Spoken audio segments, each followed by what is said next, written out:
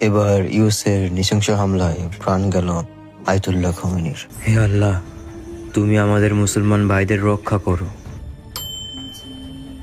সে এসে গেছে। বাবা, তাড়াতাড়ি বাইরে আয়। সূর্য আর চন্দ্রগ্রহণ একসাথে, এটা কিভাবে সম্ভব? এর মানে তার আগমন হয়ে গেছে। কে? আমাকে যেতে হবে। আরে কার আগমন হয়ে গেছে বাবা? কার আগমন? ইমাম মাহদী।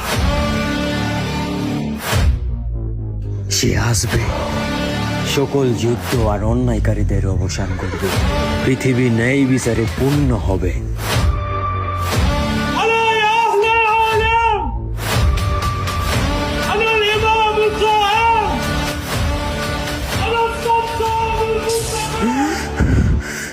এটা কি স্বপ্ন ছিল?